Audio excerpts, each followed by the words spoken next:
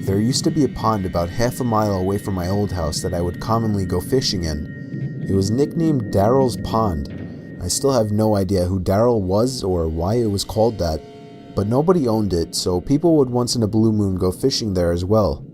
It was usually me by myself though. I had dug a pole into the ground where I would tie a noose to and from my small kayak. I'd say it was about 3 in the afternoon when I rowed out to the middle of the pond, the sweet spot for getting a decent catch. There was another person coming out from the trees. I waved at him and gave him a smile.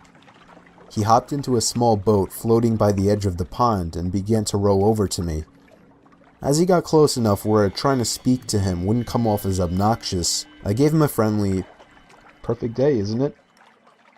"Yes, absolutely," he said. He didn't say anything after that, and I started to feel a bit awkward, as if I were obligated to keep some kind of conversation rolling now. "So, you come out here to throw some lines?" I asked. "No, I don't actually fish." "Oh, well, it's never a bad day to relax on the pond," I said. He continued to row closer to me until his boat collided with mine, creating a big thud. I was genuinely uncomfortable now. I didn't feel threatened, just weirded out. I was only 24 years old.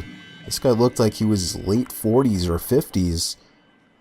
There was an awkward silence. I tried to just act like I was focused on trying to make a catch, but by now that wasn't even on my mind. This guy was weird. I didn't know what he wanted, and I was uncomfortable being so close to him. I felt him looking at me, or at least in my direction, as I faced halfway to the opposite direction of him. I took a quick glance to my right. Yeah, he was staring at me. I decided to be ballsy and lock eye contact with him. After about 4 seconds, he looked away. "So, where are you from?" I asked him. "Up there." He pointed behind himself, in the direction of the woodsy hill leading past the dirt road. "Oh, you live by Suffolk?" I asked. No, I'm not," he said. "What made you decide to come out here?" I said. "Why not?" I continued to try and uncomfortably fill the awkward silences that kept coming up. His responses were dry. He didn't contribute anything to what was barely a conversation. He just sat there not doing anything with half a smile on his face, looking either at me or in my general direction throughout. I was creeped out. My heart was racing at this point. I'd go as far as saying that I was nervous for my life. We were surrounded by trees in all directions in the middle of a pond. I started to row a bit closer to land, but in a very low-key kind of way, trying to play it off as me just trying to find a better spot to find some fish. I was horrified when I saw he was following me. "What a great day, huh?" I felt a shake in my voice.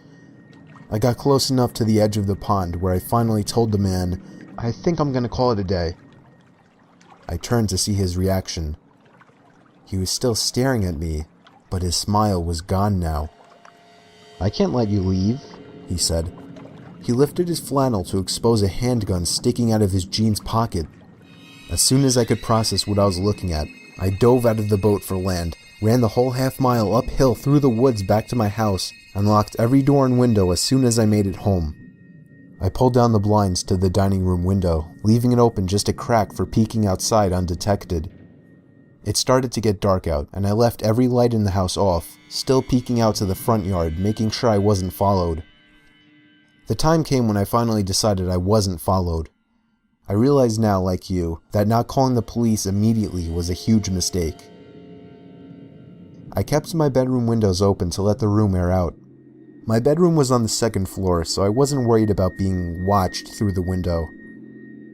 About half an hour after shutting the light and falling under the covers, I heard the sound of leaves crunching from outside.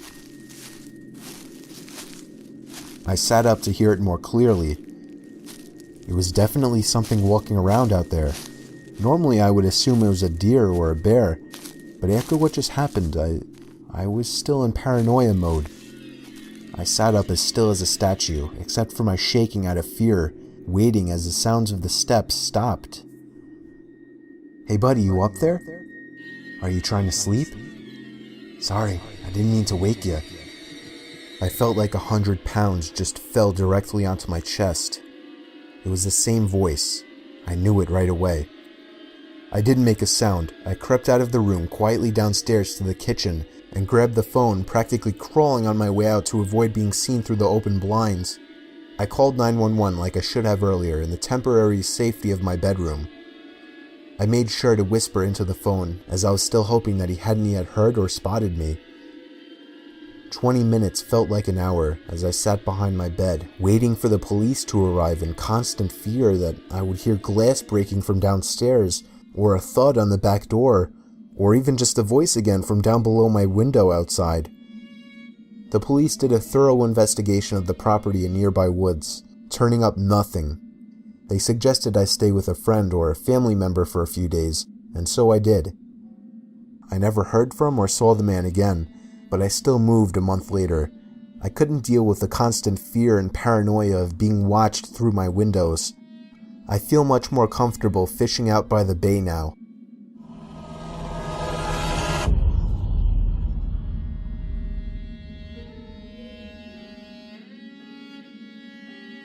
There was this one time I joined my brother-in-law Jack on a fishing trip with him, a couple of his friends, and my sister. He came from money, so he always had an easy life, and ever since my sister married him, it's been the same for her. I packed everything I would need to spend the night on his boat in a small backpack. I drove out to the wealthier side of town by his house, which was by the bay. He lived right by the water, like it was actually in his backyard. He even had a small pre-built wooden dock leading to his luxurious boat with the name Lexi painted on, which is my sister's name. He was inspired by Forrest Gump to do that. He's living the dream life, that much I'm sure. We set sail early in the morning. He had packed tons of food and snacks, lots of hamburger meat because unsurprisingly, they had installed a barbecue onto the boat. They have always had to have everything that cost money, and it's always been infuriating. To be honest, a few hours into the trip, it wasn't even as fun as I thought it would be. Only one largemouth bass had been caught, and that was of course by Jack. They were all getting really drunk. I tried to persuade my sister to let me drink, but she kept scolding me, saying no, since I was only 17 at the time. She was always a nagging buzzkill, and at that moment, I was questioning why I even agreed to go with them.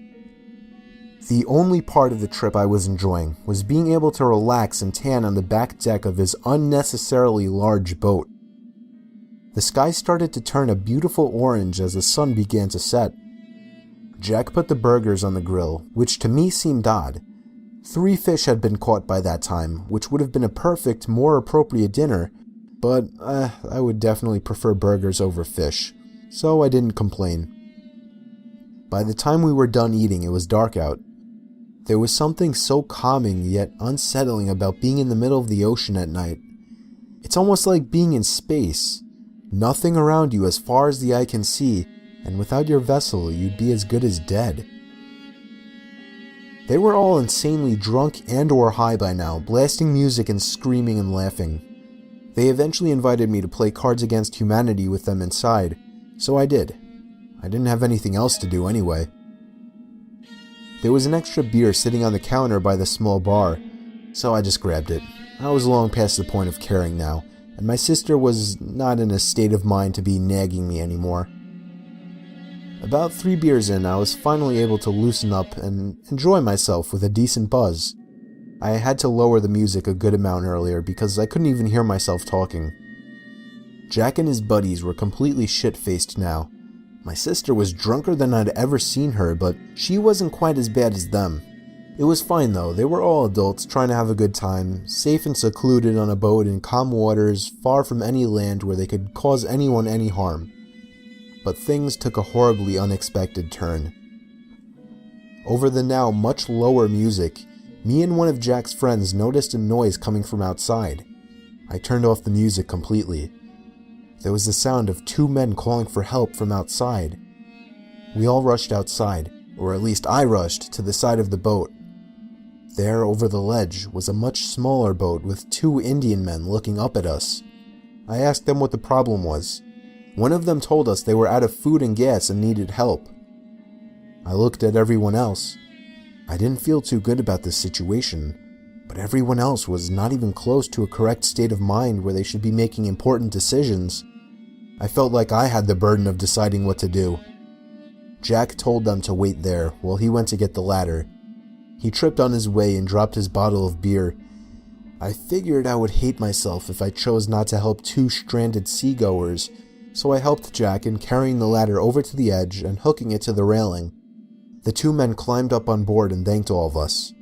Jack, my sister, and their friends couldn't even speak coherent sentences to the two men, so I had to apologize and told them they had a little too much to drink. The two men didn't even seem to acknowledge my statement. They looked at Jack and asked him if we had any extra food. We led them inside to the kitchen.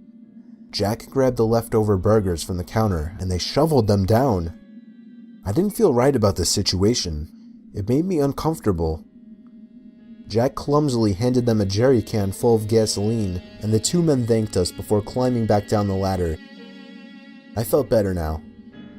We all went to sleep after that. Jack and my sister got the bedroom, while me and their two friends had to sleep on the pull-out cot and couches. I was rolling around the rock-hard couch for about an hour trying to get some sleep. I eventually had to get up to get a drink and use the bathroom. Jack told us to pee into the ocean to conserve the water on the boat. I opened the door expecting nothing but the sound of the calm water splashing, but instead, I heard the faint sound of a boat motor, along with the splashing of water that would come with a sailing boat. The pitch blackness surrounding the boat prohibited me from finding the source of the sound. I hopped up top by the controls and flipped on the switch for the searchlight. The beam of light provided the perfect amount to search the surrounding waters. Nothing so far. I turned it 90 degrees. Nothing. 180 degrees. Nothing. Then I reached about 3/4 of a whole spin around, and there was the boat from before. It was coming closer. And at that exact moment, I heard the gut-wrenching, blood-curdling scream of one of the guys from below.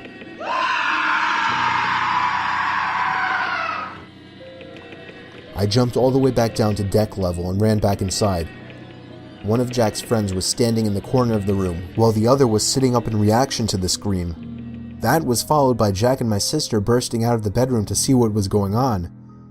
He formed a barely audible sentence, saying he saw two figures standing over him. They apparently ran out the front door to the deck. We all ran to see if they were still there, but they were nowhere in sight. I pointed them in the direction of where I saw the boat. The searchlight was still aimed in that exact position, but by then the boat was already gone. We never managed to find them after that. We searched high and low for what they could have stolen. All that we found was missing were a couple of cans of gasoline and Jack's wallet and keys, which he had left on the kitchen table. We had to speed all the way back to Jack's house that night. It took 4 hours to make it back, but nobody had broken in. He used the spare key hidden in the backyard to get inside. Jack and my sister had the lock changed the next day. The scary part, a few weeks ago, their camera systems caught two suspicious men wearing hoods walk up to their front door and seemingly attempt to unlock it, but failing, then quickly running off. We're 99% sure it was them.